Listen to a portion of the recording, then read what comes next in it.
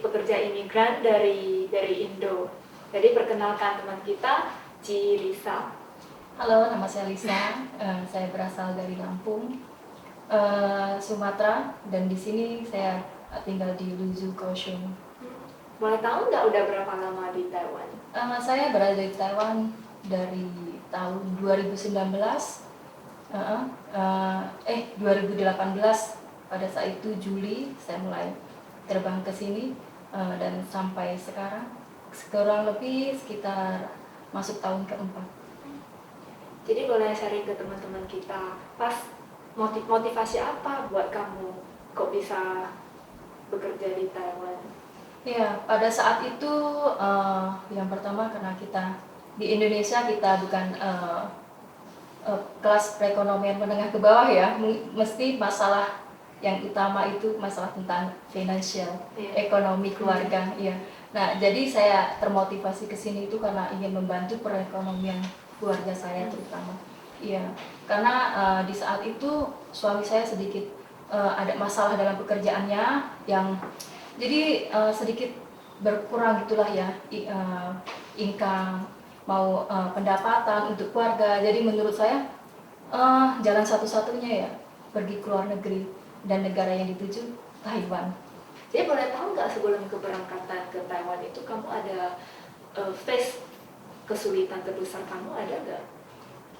Yang ada kendala satu, mungkin kita kayak saya, sekarang saya punya keluarga dan saya punya anak.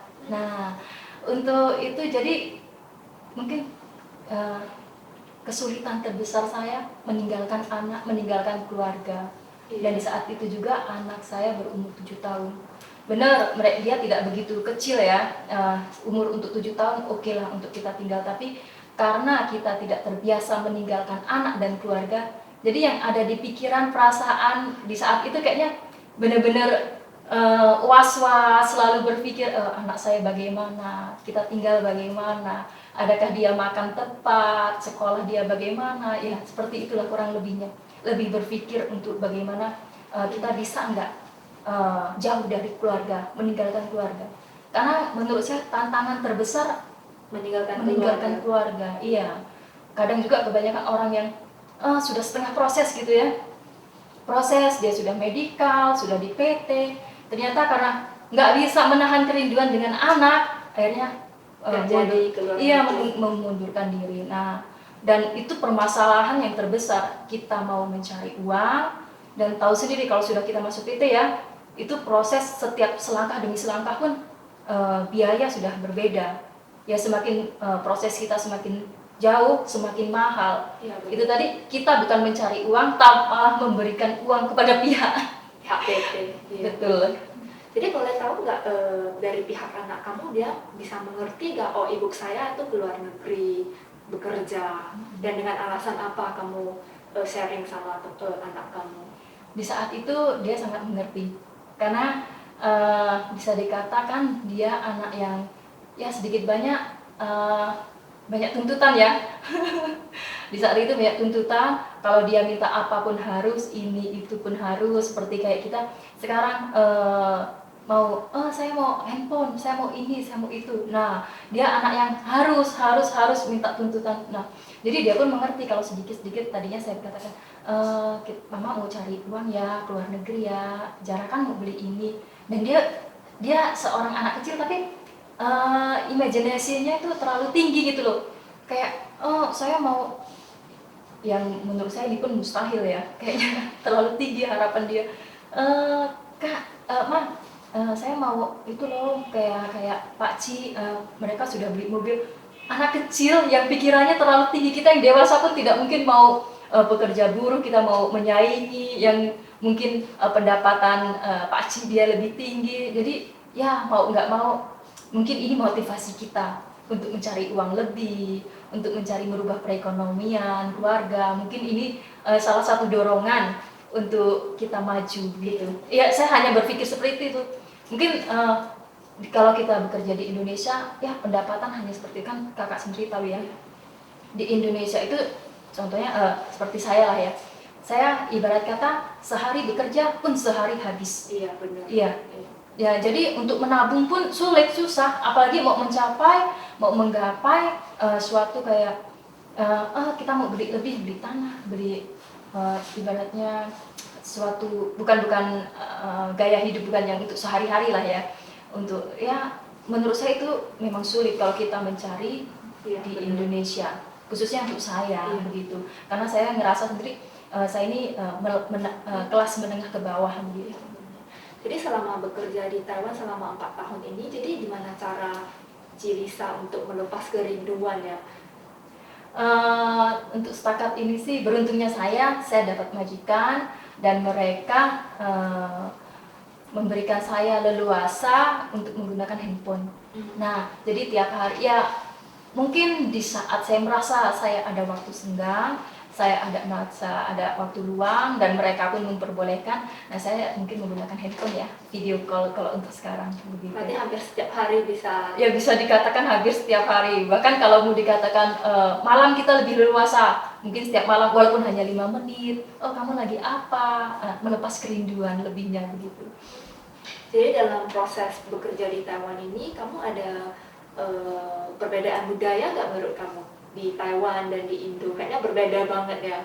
Kalau menurut saya sih sangat banyak perbedaan, karena di Indonesia sendiri kita pun yang satu negara kita banyak beragam budaya itu sudah banyak, apalagi ini beda negara.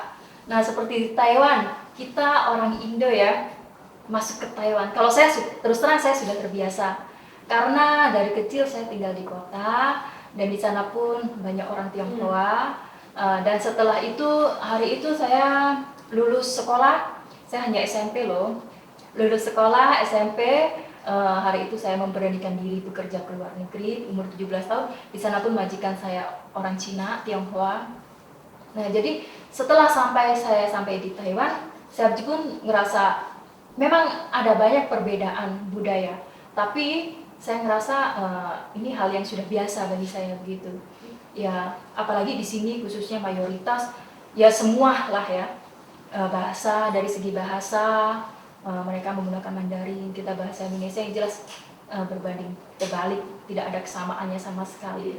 Tapi karena saya pernah ibaratnya punya experience, pengalaman, pernah bekerja di negara yang sesama menggunakan bahasa Mandarin, jadi untuk bahasa ya mungkin sulit bagi saya, tapi sedikit-sedikit kita sudah ada pengalaman, sudah pernah bukan laju canggung benar-benar tidak mengerti, dan di PT juga kita sudah diajarin bahasa Mandarin.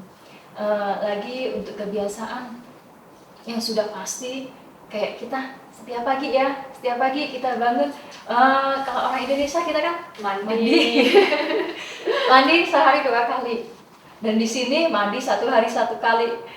Kayaknya gimana ya, apalagi di saat itu saya datang di bulan Juli itu sangat panas sekali. Sangat panas, betul. Itu saya sampai karena panasnya yang tidak tertahan, kita di daerah bawah gini, cuaca panasnya lebih sangat menyengat ya, sangat panas sekali. Itu saya pernah sampai mandi 3 kali. Di siang hari pun saya mandi karena sudah tak tertahan. Iya. Lagi dari segi makanan, kita di Indonesia ya lebih ke pedas, apapun pedas berminyak, semua apapun benda makan mau pakai cabai, mau pakai sambal. Dan di sini sama sekali mereka nggak menggunakan. Tapi mungkin beruntungnya saya di majikan yang pertama, mereka pun bukan mereka, ada satu Lopaniang, dia suka makan pedas, sangat pedas. Saya bilang ini sangat pedas, enggak, saya nggak pedas. Sampai anak dia pun bilang, itu mama saya, itu lidahnya sudah rusak. Oh pindah gurau, saya hanya berkata, oh iya betul mungkin. Ya itu kebiasaan suatu budaya Indonesia dan Taiwan yang menurut saya benar-benar berbeda. Mungkin juga dalam makanan itu mungkin makanan halal juga ya, bisa agak susah nggak buat muslim di Taiwan? Kalau untuk saya, kita belajar sedikit demi sedikit, itu tadi saling mengenal.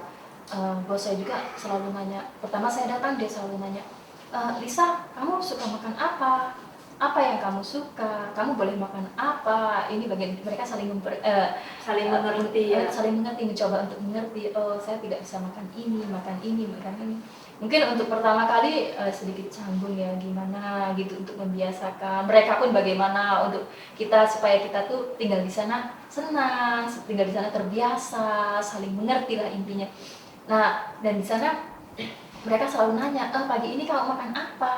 Yang kayak saya nggak makan babi ya, dan mereka biarpun babi juga, saya kalau minyak juga saya nggak bisa, saya bilang gitu.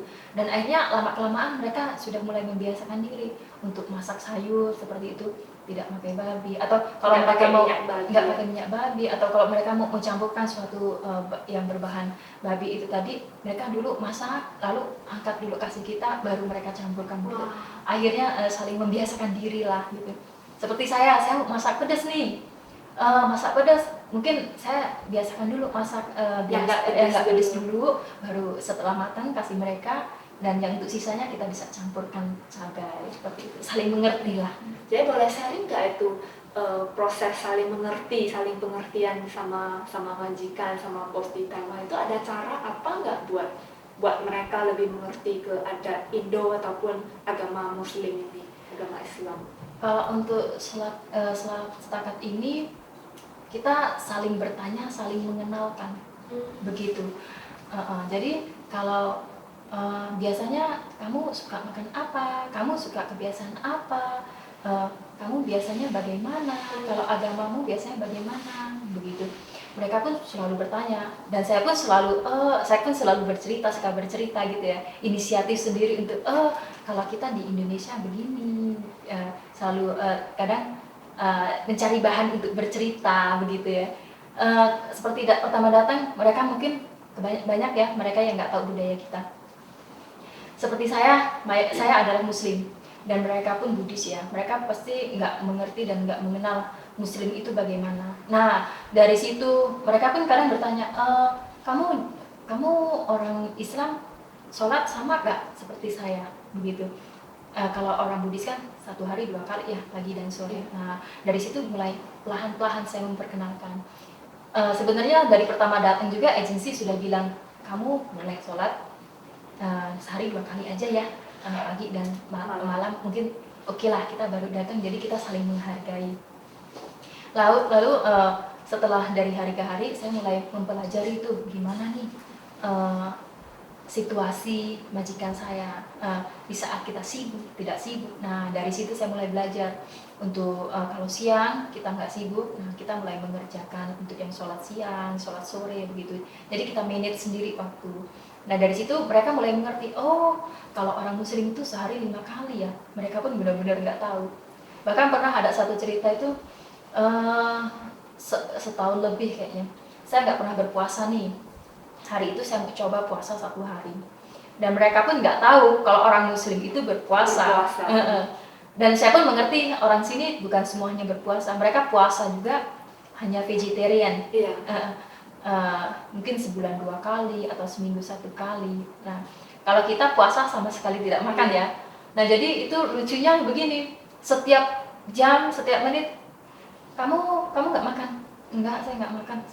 Saya nggak makan. Minum, sedikit minum. Nggak boleh, minum, makan pingkan. Makan nggak boleh, saya bilang gitu. Pingkan pun nggak boleh. Sedikit pun nggak boleh. Kalau misalnya ngerokok pun nggak boleh loh, saya bilang gitu. Oh, sebentar lupa lagi. Minum dikit aja. Saya bilang nggak boleh.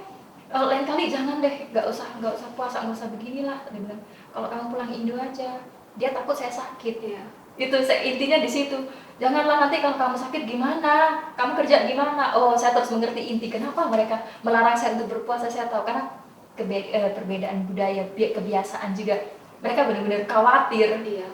Khawatir mungkin ntar kamu bisa bekerja nggak? Ya, betul. Betul. Pingsan atau di mana? Betul. Nah mereka punya kekhawatiran begitu. Nanti gimana kalau mau bantu nenek ke sana ke sini, dorong. Mereka takut kita nggak ada tenaga karena mereka pun bisa dikatakan orang yang khawatir, takut akan lapar ya mungkin. Jadi itulah sedikit. Oke lah. Ya terus saya berpikir mungkin mereka tidak terbiasa, tidak tahu. Mungkin jadi saya sendirilah yang udahlah, nggak usah lah, daripada mereka lebih mengkhawatirkan saya. Nah itu tadi kalau dari segi kebiasaan sehari-hari ya. Betul. Jadi kalau lebih ke perbedaan budaya, ada nggak contoh yang bisa diberikan? Tahu sendiri orang Taiwan apapun dia maunya on time ya, dan orang Indonesia kadang dia tahu sendiri lah apa-apa molor, nanti dulu, nanti. Nah ini kebiasaan yang sangat sulit yang mungkin selalu menunda-nunda. Iya. Orang ada Indo ya. Adat Indo selalu nanti dulu, nanti. Tapi karena kita terpaksa, karena ya terpaksa nggak terpaksa ya, tuntutan dari pekerjaan. Iya, kalau ya ada sesuatu harus cepat dikerjakan, harus cepat ini harus tepat waktu, karena pekerjaan harus kita rubah itu. Benar. Kalau dari kebiasaan ngomong ataupun sama laupan ataupun sama majikan itu ada perbedaan nggak menurut kamu pas bekerja di Indo sama bekerja di Taiwan? Kalau awal mula mungkin kita karena canggung, karena kita masih awal-awal, masih baru, mungkin berbicara juga kita mungkin sedikit berbeda ya. Tapi setelah kita mengenal satu sama lain, sudah lebih akrab, sudah lebih seperti keluarga sendiri, ya sudah biasa. Semua pun sudah sudah tidak merasa ada suatu kecanggungan. Bahkan mereka pun selalu mengajak bergurau, mengajak kita kayak buat satu candaan yang bikin lucu. Ya senangnya ya disitulah kita dapat majikan yang saling mengenal, saling mengerti. Betul. Dan juga kayaknya dari dalam segi kebiasaan masak itu, kalau menurut aku sih kayaknya kalau aku maksudnya aku bekerja sama mereka, aku bisa rasanya mereka mengerti saya dari cara masak, mungkin nggak pakai minyak babi itu, aku merasa itu senang banget bisa dapat majikan yang begini. Sangat bangga, iya. Sangat bangga, karena tidak semua majikan mau mengerti kita. Benar. Ya. Semua orang mungkin sama saja lah, ada yang mengerti, ada yang tidak mengerti, ada yang mau mengerti dan ada yang tidak mau mengerti. Walaupun mereka tahu, mereka pun terserah, itu urusan dia, itu yang penting saya begini, yang penting saya kasih begini. Pun banyak yang seperti itu. Dan bersyukurnya saya, mungkin ini keberuntungan saya, dia tahu, dia nggak makan ini, nggak makan churro, nggak makan minyak babi, dia nggak mau pakai ini. Ya nggak mau, mereka nggak bisa laju memaksakan kehendak, mereka benar-benar menghargai begitu. Jadi menurut saya suatu kayak benar-benar kepuasan, benar-benar keberuntungan bagi saya, dengan hal sekecil itu pun mereka mau menghargai. Mungkin keberuntungan saya di sini. Ya, tapi menurut aku kayaknya Cilisa itu juga menghargai adat di Taiwan juga ya, mungkin saling menghargai. Menurut aku itu kayak saling itu sangat penting ya. Penting, bukan cuma mereka harus mengerti saya juga harus mengerti mereka. Betul. Iya betul. Ya yang pasti yang saling itu tadi. Saya mengerti Anda mengerti saya menghargai Anda menghargai saya. Betul. Jadi kita saling gitu. Jadi kalau kebanyakan dia aja sudah nggak begini, dia nggak begini. Jadi kita pun seakan-akan nggak ada semangatnya, nggak bisa kayak tabur tuai lah. Begitu. Jadi boleh tahu nggak kalau dalam proses bekerja selama 4 tahun ini mungkin kita ada ups and down-nya, kadang kita mungkin ada kesulitan terbesar nggak selama di Taiwan? Ya kalau kesulitan pasti ada ya, 4 tahun bukan waktu yang sebentar, cukup lama. Ada, apalagi kalau masalah berat dengan majikan belum pernah, alhamdulillahnya itu belum pernah. Mungkin saya pernah, ya itu tadi, kita menjaga orang tua tahu sendiri kalau orang tua yang sudah lebih dari umur, kayak yang saya jaga hari itu yang pertama 96 tahun. Nah itu saya jaga dia selama 2 tahun, dan dia yang terakhir itu dia sakit parah, sudah mulai sakit parah karena dia ada jantung ya. Ya karena yang pasti dokter bilang itu penyakit tua lah ya. Jadi dokter pun nggak bisa berbuat apa-apa. Nah di situ ya yang menurut saya yang ngebuat saya benar-benar down di saat saya kehilangan dia. Selama 2 tahun kita bersama, tidur bersama, satu kamar, pagi kita bangun bareng, ini bareng, itu bareng. Jadi ngerasa kayak ada sesuatu yang hilang begitu. Dan ada lagi selama bekerja di sini 4 tahun, saya sudah dua kali kehilangan orang yang tercinta. Dan belum lama ini Ama yang kamu jagain ya? Yang pertama itu ama yang saya jaga, begitu. Dan yang kedua itu privasi suami saya sendiri. Dan dimana akhir ini tahu sendiri kita ada COVID ya, dan kita nggak bisa kemana-mana, pulang ke Indo pun nggak bisa, kesini pun nggak bisa. Jadi ya ini yang ngebuat kendala, bener-bener nggak bisa bergerak kemana-mana. Ya hanya apa ya? Ya kita merasakan kesedihan di sini, tapi kita harus kuat, itu aja. Karena kita ada tujuan begitu. Ya itu tadi, ya yang saya rasakan kesedihan yang terberat itu di saat kita ditinggalkan orang yang kita cintai. Jadi boleh tahu nggak itu dengan cara apa kamu melewati kesulitan ini ya? Mungkin orang yang kita cintai itu udah ke alam yang lain atau Kalau untuk setakat ini, selama ini saya mungkin lebih ke spiritual ya, menguatkan iman itu aja. Saya mungkin kalau sedih ya karena saya Muslim, mungkin saya lebih ke doa, saya lebih ke sembahyang, minta untuk dikuatkan iman begitu. Mungkin ya saya ada satu kawan yang mungkin kita bisa sharing begitu, saya sharing ke dia gitu aja. Ya lebih kita biasanya kalau ada masalah kita inginnya didengar ya. Nah mungkin ya itu tadi, saya mungkin cerita ke dia, curhat ke dia untuk meminta suatu dukungan lah, support.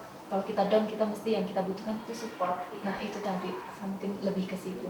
Tapi jujur ya, selama COVID ini juga saya mengalami orang yang dicintai itu meninggal. Jadi saya sangat bisa perasaannya itu kayaknya agak sama ya. Apalagi untuk teman-teman imigran yang lain pasti juga sama dan selama 2 tahun ini ya, kehilangan orang yang kita cintai, ataupun kita sangat khawatir ya karena COVID di Indo juga agak nggak kayak di Taiwan ya. Di Taiwan tidak terkontrol, tidak terkontrol ya.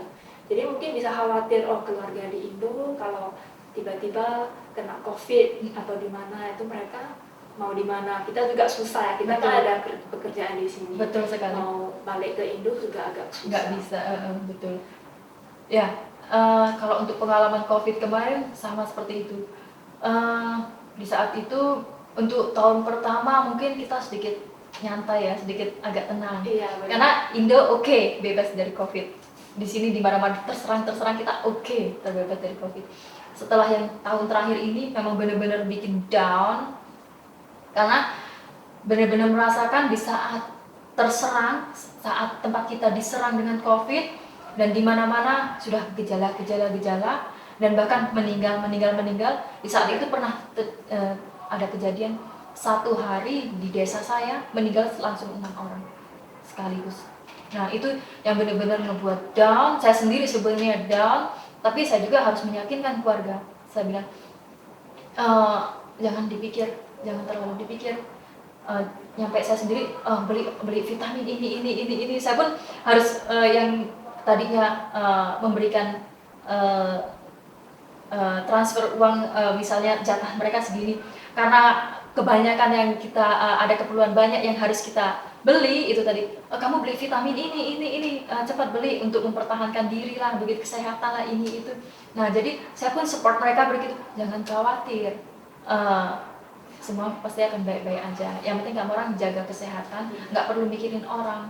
Kalau mereka yang sudah pergi itu mereka jalan mereka.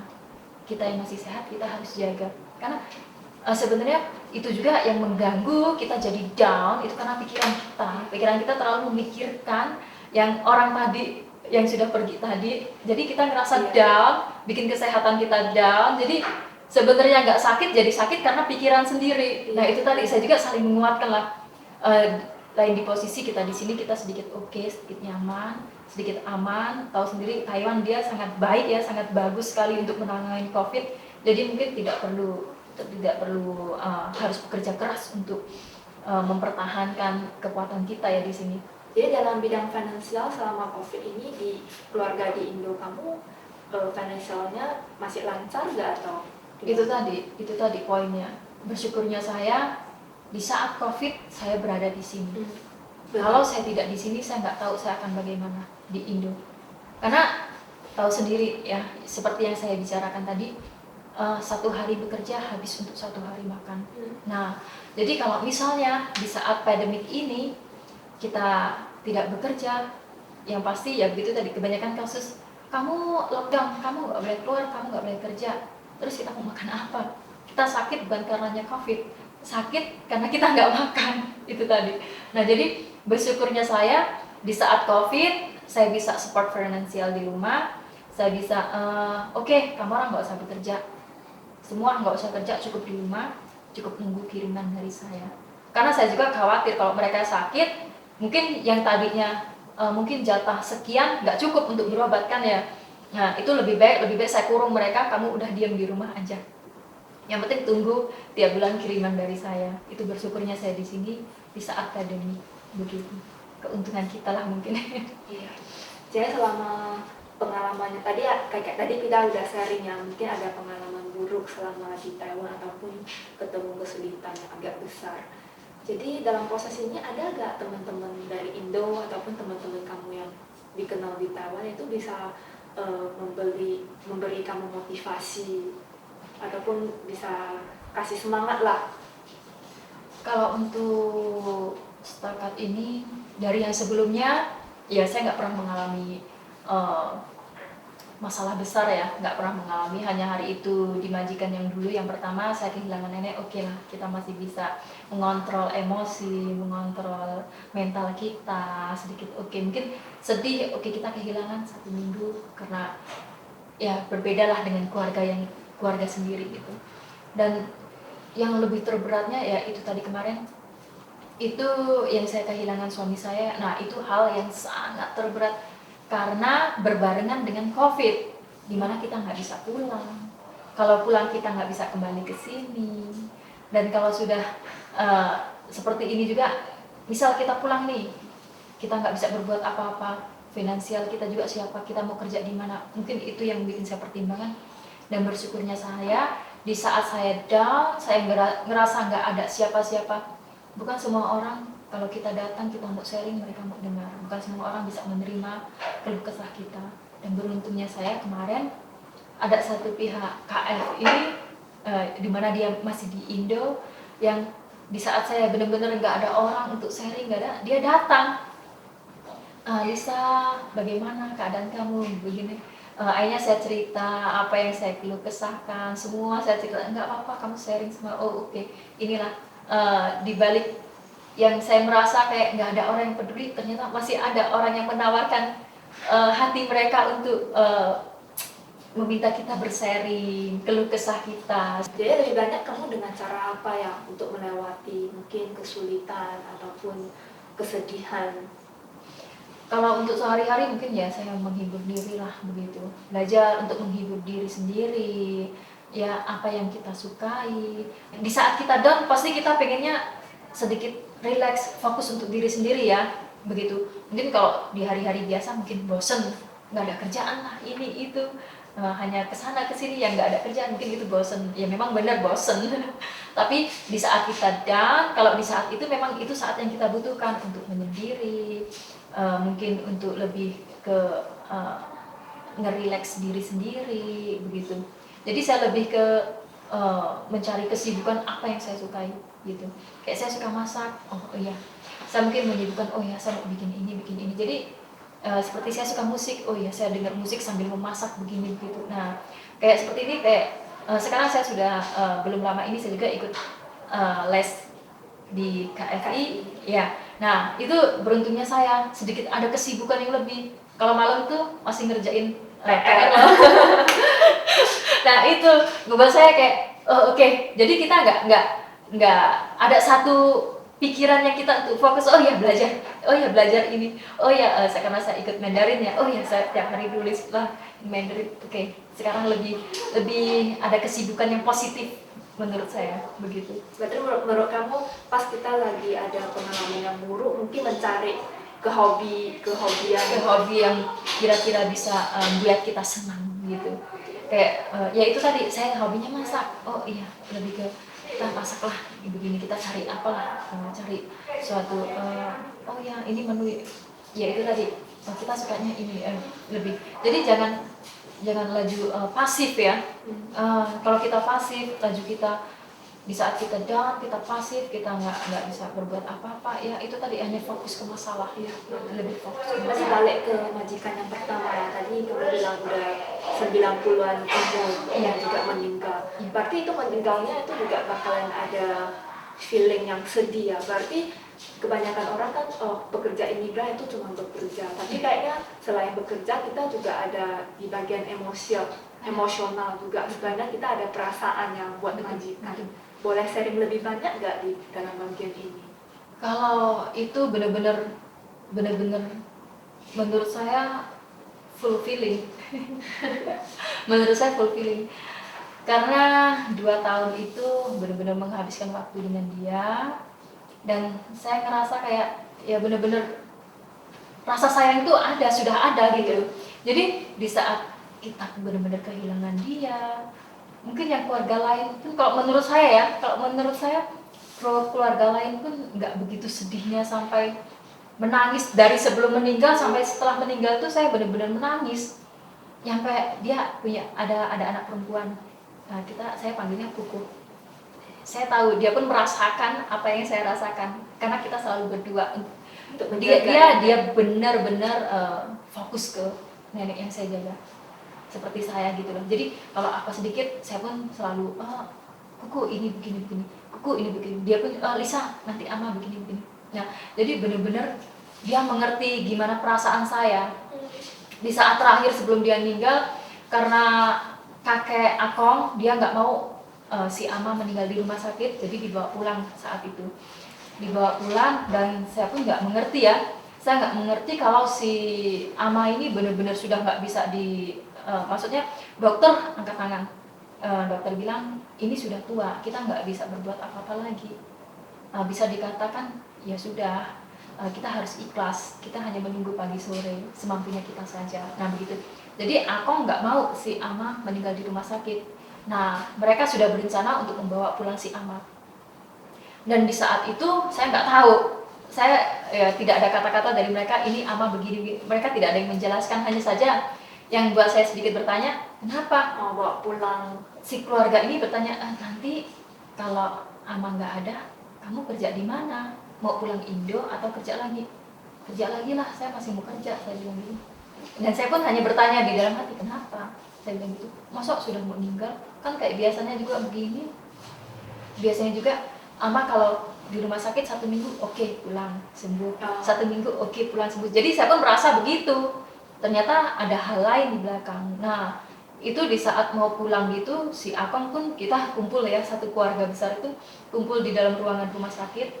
Nah, itu sudah kumpul karena kita private room, jadi keluarga besar lebih di sana semua gitu, tidak ada yang mengganggu untuk pasien yang lain. Jadi benar-benar kok si Akong ini seperti mau perpisahan gitu kata-katanya. Jadi mereka nangis, saya pun lebih sedih menangis, saya lebih loh kenapa? Jadi nangis, saya juga nangis bingung pada saat itu. Nah setelah mau dibawa pulang, sudah proses semua, kita pulang. Nah di situ lebih terpukul lagi saya, karena posisi si Ama masih hidup ya, masih bernyawa. Pulang di rumah itu mereka sudah pasang tenda kuning, semua itu kuning. Nah jadi saya shock. Tenda kuning untuk orang yang udah meninggal. Di sana saya benar-benar shock, emosi. Kamu gila, kamu orang gila. Saya terlalu pikir gitu. Apa yang kamu orang lakukan? Saya bilang ini masih hidup loh. Iya. Kenapa kamu orang seperti mendoakan dia cepat pergi?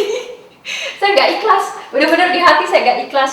Saya nggak ikhlas. Itu pasien belum turun ya dari mobil ambulan. Itu mobil ambulan juga menghidupkan sirine mereka ya. Suara itu saya nggak suka. Kenapa sih kamu seperti membawa orang mati? Saya benar-benar kayaknya ada perasaan. Saya nggak suka juga. Emosi. Saya nggak suka. Kamu orang kenapa sih menghidupkan berisik amat? Benar-benar emosi banget di saat itu. Setelah turun, ternyata saya nggak bisa nahan air mata saya. Akhirnya saya masuk ke dalam. Di sana Akong duduk di kursi untuk menunggu si nenek ini tadi masuk. Disitulah tumpah air mata saya karena saya nggak terima ini masih hidup, kenapa kamu orang begini, saya bilang gitu. Saya benar-benar marah di saat itu. Saya nggak mikir itu majikan siapa, saya nggak mikir karena saya benar-benar emosi, saya nggak suka. Saya bilang Kamu orang sama saja mendoakan orang yang masih hidup untuk meninggal. Itu dalam Kamu hati tuh saya. lebih ke pihak ke ama ya. Mungkin Lebih ke- dia masih hidup mau balik ke rumah. Kenapa Iya. ada tenda-tenda? Kenapa kamu Iya, kayaknya nggak terima? menghargai gitu. Nggak, Ya. benar. Jadi di situ saya langsung peluk Akong, kita sama-sama nangis dan semua akhirnya nangis ke kita. Sebenarnya itu sebenarnya kalau membayangkan ya hal itu kemarin benar-benar sekarang tuh sampai emosi. Iya. Masih kebawa emosi. Nah, setelah semua kembali dan mereka pun menempatkan Ama di kamar kami berdua, karena Akang memang membawa Ama pulang itu karena Ama suka di kamar. Akang bilang saya mau dia meninggal kalau mau pulang dari kamarnya karena dia suka di kamar. Memang benar, Ama mereka kalau keluar ayo masuk kamar, ayo dia lebih suka di kamar gitu. Setelah masuk kamar pun begitu, semua orang ikut masuk. Saya pun nggak bisa kontrol emosi ya. Saya pun ngamuk, itu bos besar loh, saya amuk. Kamu orang kenapa masuk semua? Ama mau istirahat, dia baru dari rumah sakit mau istirahat. Kenapa masuk semua? Pergi, cuci. Lalu terus si Kuku, iya kamu orang nggak usah masuk, biar Lisa yang urus, kamu orang di luar. Saya ngerasa setelah saya beberapa saat, kenapa saya jadi gila ya? Kenapa saya nggak bisa nahan emosi? Kenapa mereka itu bos saya? Tapi kamu kayaknya lebih udah ke pihak kayaknya anak dia gitu. Betul. Ya. Seperti kayaknya kamu orang kok mengganggu sih? Kamu orang kenapa ganggu? Dia mau istirahat, dia dari rumah sakit, dia mau istirahat. Lalu saya bilang, ini gimana? Obatnya mau makan pukul berapa? Nanti minum susu mau minum pukul berapa? Seperti saya melayani seperti biasa. Karena dia akan baik-baik saja, saya merasa begitu. Dan terus setelah semalam saya bisa tidur mungkin hanya beberapa jam. Tidur pun seperti setengah tidur setengah sadar ya. Itu Kukuh tidur di samping saya. Dia nggak tidur, dia nunggu. Jadi dia tahu saya juga nggak tahu kenapa itu tidur tuh sambil nangis sendiri dengan sendirinya. Nah jadi si Kukuh ini dia mengerti gimana benar-benar perasaan saya, downnya saya di saat saya mau kehilangan dia. Pukul 5 pagi itu saya mulai mau ngasih dia susu seperti biasa lah ya. Itu pun mata saya udah nggak tahu, semua sudah bengkak semua pagi itu deh. Mereka pun oke. Lisa benar-benar terpukul. Akhirnya 9 pagi ya seperti biasalah.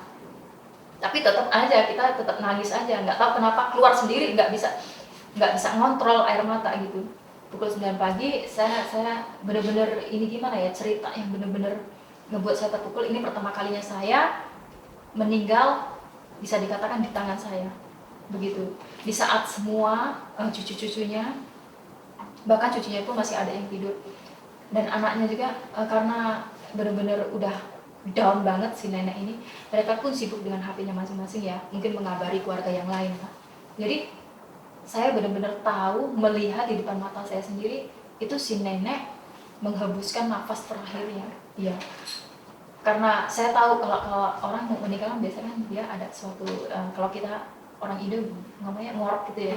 Jadi saya ngeliat udah waktunya, saya bilang gitu. Jadi semua saya sudah rapihin. Setelah saya periksa itu denyut nadi darah nggak ada sama sekali, udah nggak ada.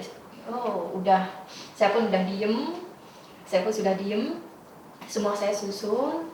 Ya itu tadi setelah napas terakhir bener-bener gak ada yang lihat, saya sendiri yang lihat. Itu langsung udah tumpah air mata di situ, nyampe nggak sadar, sama sekali nggak sadar. Dan mereka pun semua lari masuk. Udah saya nggak tahu apa-apa, bener-bener nggak sadar diri. bener-bener bener-bener udah nggak sadar diri, down lah, bener-bener ngerasa kehilangan. Nah di situ yang ini pengalaman pertama kali saya kehilangan orang yang tiap hari menghabiskan waktu bersama dan sampai menghembuskan nafas terakhir di hadapan saya gitu. Jadi dalam hari terakhir itu kamu sempat nggak mungkin ngomongan terakhir sama Ama? Enggak sih, karena saya tahu, yang pasti karena saya tahu udah 1 minggu terakhir dia memang sudah nggak bisa biarpun diajak ngomong sudah juga nggak sadar diri. Sudah ya, saya sudah ngerti dari pancaran mata dia juga sudah berbeda begitu. Jadi biarpun berbicara juga ya mungkin cucunya, dia selalu menanyakan cucunya itu anak dari cucunya yang selalu dia panggil. Nah itu yang yang mungkin ama hanya cek ya gitu, begitulah, karena itu yang selalu namanya yang selalu dia panggil begitu.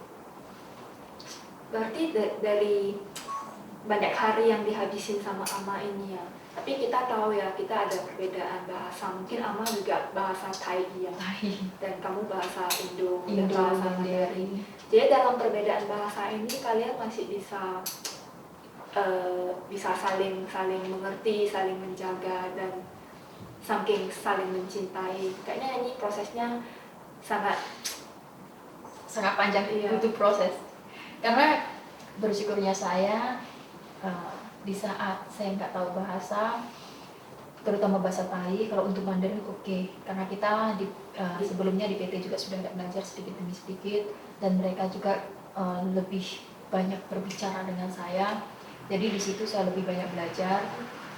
Dan kalau karena kebiasaan saya, kalau saya nggak tahu saya bertanya mereka, ini Ama mau apa? Selalu bertanya. Nah, dan ini juga kesalahan saya. Kenapa? Di saat di majikan pertama ada tempat orang untuk bertanya, saya tidak mau belajar. Di saat pindah ke majikan kedua, tidak ada tempat orang untuk bertanya. Kenapa saya nggak mau belajar bahasa Thai? Nah, itu yang membuat saya sulit.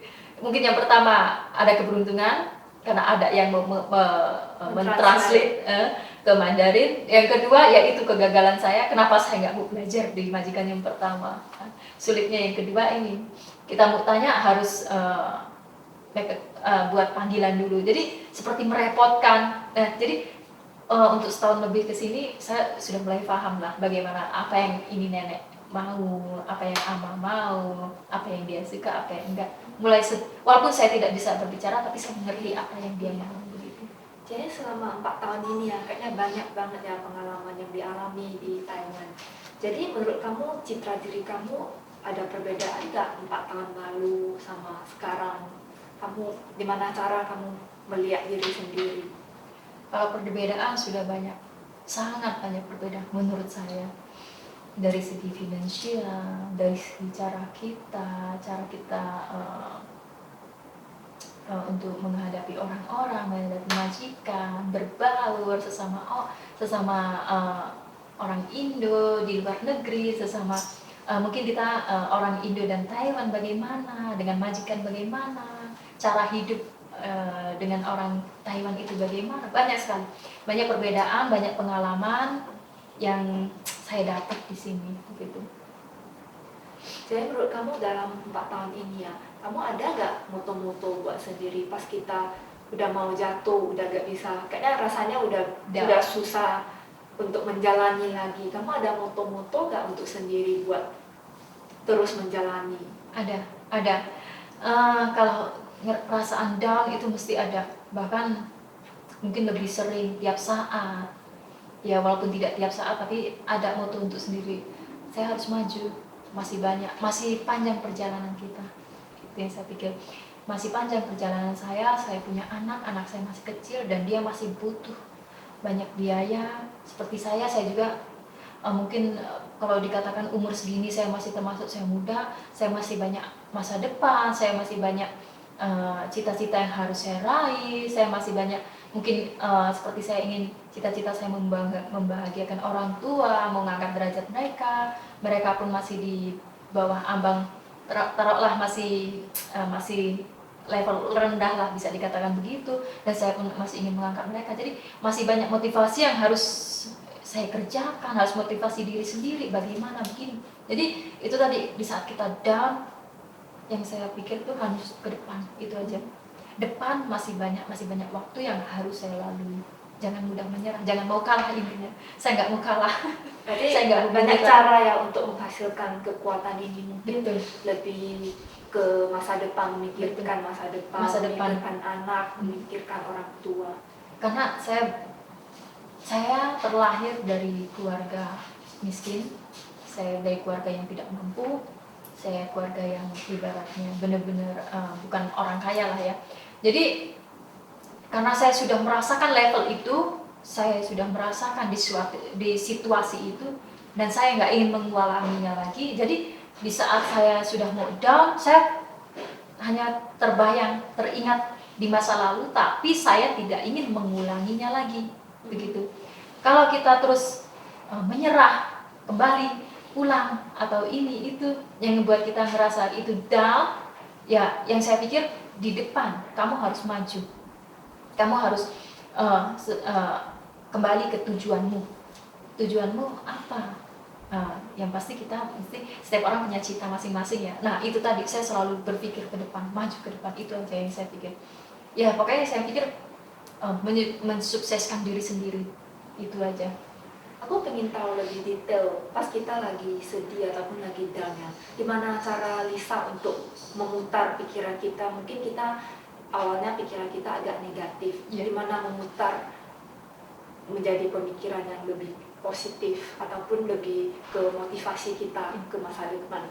Ya, kalau di saat saya sedih, saya ngerasa down, saya butuh motivasi, yaitu tadi saya langsung berpikir positif, memikirkan hal yang lebih baik ke depannya, begitu. Jadi kebanyakan orang sudah down, sudah sedih, selalu memikirkan hal yang sedih dan membuat mereka semakin sedih, semakin terpuruk. Nah mungkin menurut saya itu cara yang salah. Dan juga ada beberapa orang migran yang bekerja di dalam, mungkin mereka ada banyak pengalaman buruk dan terakhir mereka memilih jalan pintas. Iya, jalan pintas atau tempat dia. Nah itu yang saya takutkan. Ya itu tadi berjalannya waktu, saya pun kita tidak jauh karena saya Muslim, saya punya kepercayaan dan saya lebih menguatkan iman saya ya. Yaitu tadi mungkin saya lebih banyak berdoa gitu, lebih banyak visualisasi, afirmasi. Nah itu tadi yang bisa memotivasi diri sendiri. Saya lebih banyak nonton di YouTube motivation. Nah itu benar-benar berpengaruh bagi saya. Di saat saya down, ya itu tadi saya lebih banyak buka YouTube untuk mendengarkan motivasi. Saya pun tidak harus motivasi yang orang Islam saja, tidak.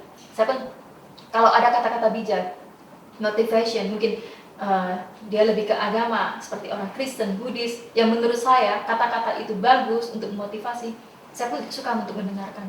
Saya tidak harus memilih, oh iya saya orang Islam jadi saya harus mendengarkan ustadz ini. Tidak, semua saya pakai, semua kalau itu motivasi bagus, kata-kata bagus yang bisa untuk menyemangati saya dengarkan, saya pelajari, saya ikuti sebisa saya, seperti itu. Jadi terakhir, kamu ada motivasi gak buat teman-teman migran yang bekerja di Taiwan? Untuk kawan-kawan itu tadi seperti Kak Yuri bilang, di saat down mereka memilih jalan yang pintas. Untuk saya itu benar-benar memang tolong kembali ke iman masing-masing, tolong perkuatkan iman. Ingat pada tujuan awal di saat kita pertama proses untuk datang ke sini, tujuannya apa. Yang pasti kebanyakan dari kita kalau yang sudah berumah tangga itu pasti untuk memperbaiki finansial, membantu finansial. Tolong selalu berpikir di situ di saat kita down, kita kembali ke iman kita. Kalau semua orang kita pun orang Indo tidak sama ya, memiliki agama masing-masing sesuai kepercayaan masing-masing. Nah, jangan sekali-kali mengambil jalan pintas.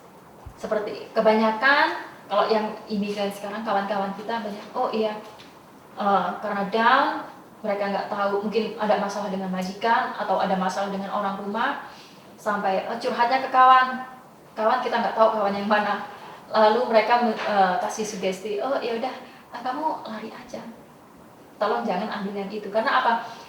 Kayak kita di Indo, kita nggak punya KTP, kita susah, kita mau berbuat apapun kita nggak bisa, apalagi kita di negara orang. Yang kita pikirkan satu, memikirkan dalam kesehatan kita. Nggak selamanya kita sehat. Kalau kita sakit, kita mau berobat mahal. Bahkan kebanyakan overstay, kosongan, mungkin ilegal, mereka nggak berani untuk berobat karena mereka takut nggak ada cempoka. Nah itu yang terutama, pikirkan untuk diri sendiri, kesehatan. Karena nggak selamanya kita akan seperti sekarang. Betul, sehat seperti sekarang. Di saat kita lari dari majikan, di saat kita berbuat salah, kita ngerasa kita masih sehat. Bagaimana kalau besok kita jatuh sakit? siapa yang akan menolong kita? Government pun, pemerintah pun tidak bisa menolong. Dan kita nggak ada KTP juga. Nggak ada bisa KTP juga kita nggak bisa sakit. berbuat apa-apa. Iya, benar. Iya. Biarpun kita bisa berbuat juga, oke, butuh biaya mahal, butuh biaya tinggi. Kita mencari uang, tapi untuk mengobati diri sendiri. Yang tadi kita kumpulkan, kita buang untuk membayar dokter. Bukannya begitu. Iya. Kalau kita ada cemboka, setidaknya kita tertolong sedikit banyak dari pemerintah. Nah, itu tadi. Dan lagi, kebanyakan, ya tidak kebanyakan, karena masalah yang begitu berat mungkin dari kanan kiri, entah atau dari cowok, yang membuat kita jalan pintas. Pikirkan kembali ke iman. Kembali ke iman, kita punya iman, kita punya Tuhan. Ya. Jadi, agar kita itu selalu dilindungi, selalu di saat kita down, kita ada pencerahan dari dalam diri, ada kekuatan, ada iman, tidak hanya mengambil jalan pintas. Ya, intinya kembali ke tujuan awal, bagaimana tujuan kita sebelum datang ke Taiwan, ya untuk memperbaiki finansial, keluarga, dan kita juga jangan mudah tergiur dengan seperti janji-janji manis yang ada di luar sana. Oh oke, ini ada job bagus. Kita nggak tahu job itu dikasih kita mungkin 1 bulan. Oke, 1 bulan kita nerima duit gede. Setelah kita nerima, kita nggak tahu itu job itu bisa lanjut apa enggak. Nah, setelah kita udah keluar dari majikan, sudah posisi harus ilegal, membayar cost yang lainnya. betul, yang biaya hidup, ya kita harus membayar biaya hidup. Kalau diperhitungkan pun sama saja. Nah, itu tadi tolong dipikir yang lebih dalam lagi, kalau lebih kita jauh lagi kelebihan dan kekurangan kalau kita sampai yang tadinya legal menjadi ilegal. Tolong dipikirkan lebih dalam lagi, lebih berpikir kalau kita sukses, kita dapat income yang banyak, kita dapat tabung yang banyak, untuk di masa depan tuh apa, bagusnya kita apa, karena hidup tidak hanya sesaat. Benar, banyak kesenangan sesaat, tapi hanya sesaat, tidak untuk selamanya. Iya. Oke. Terakhir ada yang kalimat-kalimat terakhir nggak buat teman-teman kita? Mungkin ya semangat, lagi Taiwan sudah dengar mau buka lagi, untuk yang di Indo juga. Cayo, jangan menyerah. Kalau yang sudah setengah proses juga sabar, diperkuat kesabaran kita. Apalagi untuk kawan-kawan yang belum dapat majikan, yang bakalnya mendapat majikan, seperti menjaga nenek, menjaga orang tua, lansia, kakek seperti ini, kita dibutuhkan kesabaran yang benar-benar full dengan kesabaran. Karena orang tua, tidak semua orang tua yang kita jaga itu sehat. Tidak semua orang tua yang kita jaga itu masih, ibaratnya masih waras. Mereka punya pikiran juga, bahkan tidak jarang pun yang sudah pikun dan benar-benar butuh kesabaran. Nah, yang belum dapat majikan, semoga diperkuat lagi kesabarannya dan jangan mudah menyerah. Kalau yang sudah di sini pun harus ingat masa depan. Masa depan lebih baik pun banyak, kita ya masih banyak lagi